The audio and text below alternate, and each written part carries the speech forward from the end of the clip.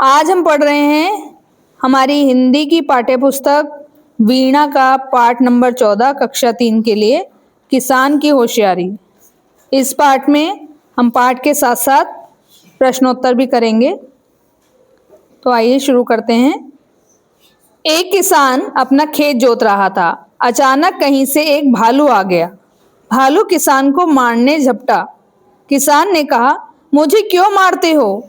उपज होने दो, जो कहोगे वही खिलाऊंगा। भालू ने कहा, भूमि के ऊपर की उपज मेरी और नीचे की उपज तुम्हारी रहेगी। एक किसान अपने खेतों की जुताई कर रहा था, तो वहां पे एक भालू आ गया अचानक और उसके ऊपर झपट पड़ा। तो किसान ने उनसे कहा कि मुझे क्यों मार रहे हो? मैं जो भी भूमि मेरी उगाएगी वो मैं तुम्हें दे दूंगा, खा लेना। तो भालू ने क्या शर्त रखी कि जमीन के ऊपर जो उगेगा वो तो मेरा होगा और नीचे जो उगेगा वो तुम्हारा होगा। अगर मंजूर है तो ठीक है। किसान ने आलू बो दिए। उपज हुई तो भालू को पत्ते खाने को मिले। भालू चिढ़कर रह गया, क्योंकि ऊपर की उपज तो पत्ते ही होते हैं और आलू नीचे उगता है। तो आलू सारे किसान ने ले लिए और पत्ते सारे भालू को दे दिए। तो भालू बहुत चिढ़ गया। अगली बार भालू ने कहा, देखो, इस बार भूमि के नीचे की उपज मेरी और ऊपर की उपज तुम्हारी। इस बार किसान ने गेहूं बो दिया। अब ऊपर की उपज हुई तो किसान को मिले चमकीले गेहूं और भालू को मिली केवल जड़ें। भालू खींचकर रह गया। अब गेहूं में सारे दाने तो ऊपर आते हैं, उसी से आटा पिसता है, उसी से खाना बनता है, और नीचे क्या सिर्फ जड़ें होती हैं। तो जब भालू ने ऐसे बोला तो किसान ने उसको जड़ दे दी और खुद सारा गेहूं रख लिया। इस बार भालू ने किसान को पाठ पढ़ाने की सोची। उसने किसान से कहा, भूमि के सबसे ऊपर और भूमि के नीचे की उपज मेरी। किसान फिर मान गया।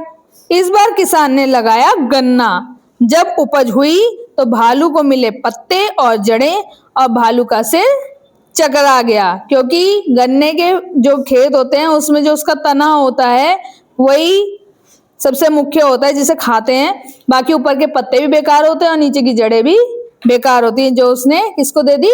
भालू को। तो किसान ने अपनी होशियारी से भालू को तीनों बार चकमा दे दिया। जब उसने ऊपर का भाग मांगा तो उसको पत्ते मिले, जब उसने नीचे का भाग मांगा तो उसको जड़ें मिली, और लास्ट में पत्ते और जड़ें दोनों। तो यहाँ आपका पाठ समाप्त हो गया। किसान ने अपनी होशियारी से अपनी फसलें भी बचाई और अपनी जान भी बचाई। अब यहाँ नीचे कुछ प्रश्न दिए हुए हैं। आपको आपकी कौन कौन सी वस्तुएं प्रिय हैं? अपनी प्रिय वस्तु के बारे में आप चर्चा करेंगे। दूसरा, यदि आप भालू के स्थान पर होते तो किसान से क्या कहते? अगर हम भालू के स्थान पर होते तो हम किसान की होशियारी की जरूर प्रशंसा करते कि तीनों बार किसान ने बहुत बढ़िया होशियारी का प्रदर्शन किया, है ना। और शायद किसान से बहुत ज्यादा गुस्सा भी होते, क्योंकि तीनों बार फसल सारी किसान ले गया। जो फसल का मुख्य भाग था वो किसान के पास चला गया और भालू के हाथ कुछ नहीं लगा, तो वो खींचेगा। आप किसान की चतुराई के बारे में क्या सोचते हैं? हम किसान को बहुत चतुर समझते हैं, क्योंकि उसने अपनी चतुराई और चालाकी, अपनी होशियारी से ना केवल अपने प्राण बचाए भालू से, बल्कि अपनी फसल तीनों बार उसकी बातों के हिसाब से बचा ली।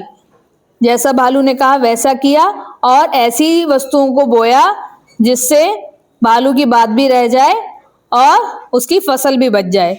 इसलिए किसान बहुत चतुर था और हम उसकी प्रशंसा करते हैं। किसान ने भालू से बचने के लिए उससे क्या कहा? किसान ने भालू से बचने के लिए उससे कहा कि तुम मुझे क्यों मारते हो? मैं फसल उगा रहा हूं, तुम्हें जो भी हिस्सा फसल का चाहिए वो ले लेना और खा लेना, ठीक है, मुझे मत मारो। दूसरा प्रश्न, भालू ने दूसरी बार नीचे की उपज क्यों मांगी? भालू ने जब पहली बार ऊपर की फसल मांगी थी तो किसान ने आलू बोया और भालू को केवल पत्ते हाथ लगे। तो उसको देखते हुए जो हमारा भालू था उसने दूसरी बार में नीचे की फसल की मांग की, ठीक है, ताकि उसे कुछ खाने को मिल जाए। तीसरा प्रश्न, अंत में किसान ने बुद्धिमत्ता कैसे दिखाई? जब भालू ने तीसरी बार में ऊपर और नीचे दोनों फसल मांग ली तो किसान ने अपने दिमाग और बुद्धि का परिचय देते हुए गन्ना उपजाया, जिसकी ऊपर और नीचे की दोनों हिस्से बेकार होते हैं और तना खाया जाता है। इस तरीके से उसने अपनी फसल बचा ली और अपनी बुद्धिमत्ता का परिचय दिया।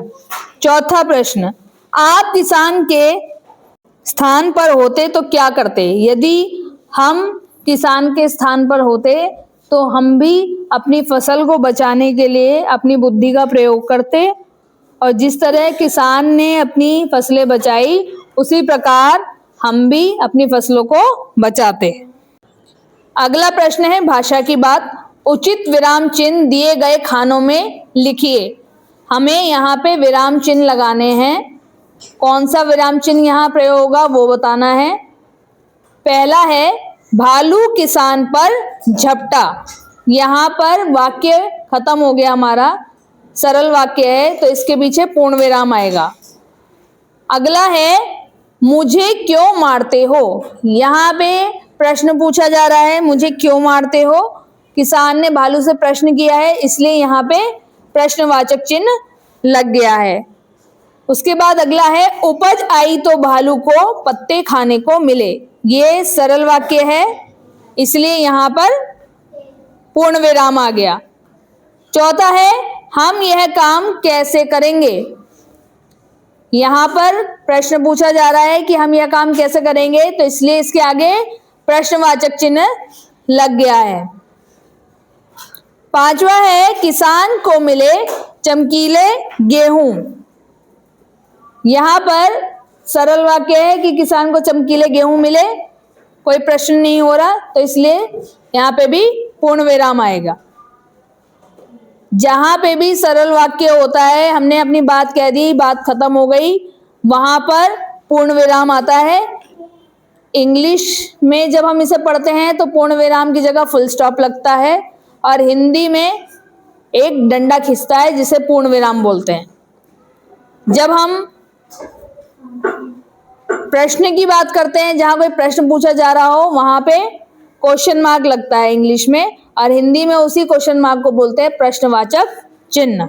अगला प्रश्न है दिए गए मुहावरों के अर्थ लिखकर उनका वाक्यों में प्रयोग कीजिए। यहाँ ये पीले वाले के अंदर बॉक्स के अंदर हमें मुहावरे दिए गए हैं दो। पहला है पाठ पढ़ाना और दूसरा है सिर चकराना। पाठ पढ़ाना का अर्थ होता है किसी को सबक सिखाना। भालू ने सोचा कि मैं किसान को पाठ पढ़ाऊंगा, यानी भालू ने सोचा कि मैं किसान को सबक सिखाऊंगा। तो इसका वाक्य प्रयोग हमने यहाँ पे किया है। एक अच्छे शिक्षक ने छात्रों को ना केवल किताबी ज्ञान का बल्कि जीवन का भी पाठ पढ़ाया, यानी जीवन का भी सबक सिखाया। ठीक है। अगला हमारा मुहावरा है सिर चकराना। सिर चकराना मतलब कुछ समझ ना आना। वाक्य प्रयोग क्या है? इतने जटिल गणित के सवाल हल करते करते मेरा सिर चकराने लगा। गणित क्या? मैथ्स। मैथ्स के इतने कठिन सवाल करते करते मेरा तो सिर चकराने लगा। मतलब इतने मुश्किल हैं कि इन्हें देखकर मुझे कुछ समझ ही नहीं आ रहा है कि क्या करूं। ठीक है। सिर चकराने का मतलब यहाँ यह है। अब यहाँ देखिए हमें एक वर्ग पहेली दी गई है, उससे ऊपर एक प्रश्न है यदि भालू आगे भी हार ना मानता तो किसान क्या करता? कल्पना करके बताना है। आपके अनुसार उपज पर किसान का अधिकार होना चाहिए था या भालू का? पहले प्रश्न का उत्तर तो यह है, हो सकता है कि किसान उसे फसल में से कुछ हिस्सा दे देता, कुछ खाने को दे देता। और कुछ मेरे बच्चों ने ये भी बताया है कि हो सकता है वह शहद लाके भालू को मना लेता, जब भालू इतनी सारी फसल ना मिलने पे गुस्सा होता और भालू खुशी खुशी चला जाता। दूसरे प्रश्न का उत्तर यह है कि किसान का ही अधिकार है फसल के ऊपर, भालू का नहीं है, क्योंकि किसान मेहनत करके फसल उगा रहा है, खेतों को जोतता है, बीज डालता है, सारे काम करता है, तो किसान का ही पूरा अधिकार है अपनी फसल पर, भालू का अधिकार नहीं है। यहाँ देखिए एक वर्ग पहेली दी है, इसके अंदर हमारे पास बहुत सारे अलग अलग वर्ण दिए हुए हैं मात्राओं के साथ, हमें इनके नाम बनाने हैं। देखिए घोड़ा, पहला हमें दे रखा है घोड़ा। अगला हमारा क्या बन रहा है? ढूंढो। हिरन, ये देखिए यहाँ पे हिरन बन रहा है बीच में। उसके बाद ऐसे ही और क्या बन रहा है, नीचे देखो मछली, फिर एक बन रहा है केला, फिर बन रहा है गाय, एक बन रहा है बंदर, ऊपर देखिए बंदर बन रहा है ना, शेर भी बन रहा है, और देखिए हाथी बन रहा है ना। जितने चित्र दिए हुए हैं वो सब इसके अंदर आपको मिलेंगे, आपको ढूंढने हैं। खरगोश, खीरा, ये देखिए, और आम, है ना। इस तरीके से ये सारे बन रहे हैं, इन्हें ढूंढना है वर्ग पहेली में। आनंद के लिए गतिविधि दी गई है, किसको क्या खाना अच्छा लगता है हमें पहचानना है और उसका मिलान करना है। सबसे पहले हमें गाय का चित्र दिया है, गाय क्या खाएगी, हरी घास और भूसी। दूसरा नीचे दिया है हमें भालू का चित्र, भालू क्या खाता है, शहद और फल। तीसरा चित्र हमें ऊपर की तरफ दिया है तोते का, तोता क्या खाता है, हरी मिर्च और मीठे फल। उसके बाद हमें नीचे दिया है एक बिल्ली का चित्र, बिल्ली क्या खाती है, दूध और मलाई। और फिर एक आपके जैसे एक छात्र का चित्र दिया है, छात्रा का, ये क्या खाएगी, पौष्टिक और संतुलित भोजन। इस तरीके से मिलान कर देंगे। उसके बाद आपके घर में जितने भी साग आते हैं उन्हें वर्गीकृत कीजिए। यहाँ देखिए साग वर्गीकरण का आधार, और साग मतलब जो भी सब्जियां आप घर में लेके आते हो। पहला है भूमि के नीचे पैदा होने वाला, ऐसी सारी सामग्री जो आपके घर में आती है जो भूमि के नीचे उगती है, जैसे कि आलू, प्याज, मूली, गाजर, ये सब आप इसमें लिख सकते हैं।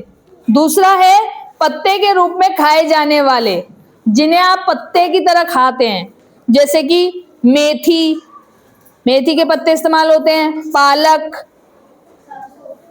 सरसों, है ना, बथुआ, धनिया, पुदीना, ये सब क्या है, पत्तेदार सब्जियां हैं जिनके पत्ते खाए जाते हैं।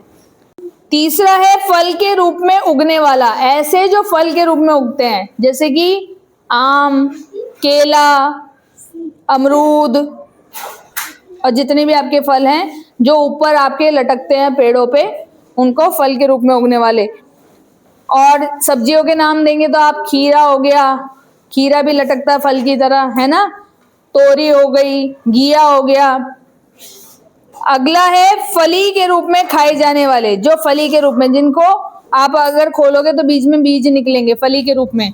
ग्वार की फली आती है, मटर है ना, ऐसे बहुत सारे फल नहीं, फली के रूप में खाए जाने वाले आपको यहाँ पे उदाहरण देने हैं। कुछ नया करें, कल्पना कीजिए कि कहानी वाला भालू आपके स्कूल में आया है, आप भालू से क्या बातचीत करेंगे, अपनी बातचीत यहाँ आपको लिखनी है। ये बात आप सबकी अलग अलग होगी, तो आप भालू से क्या बातचीत करेंगे, यदि कोई भालू आपके स्कूल में आ जाए तो यहाँ आप स्वयं लिखेंगे। भालू का एक सुंदर चित्र बनाकर उसमें मनचाहे रंग भरिए। यहाँ पे आपको भालू का एक चित्र बनाना है और उसमें रंग भरना है।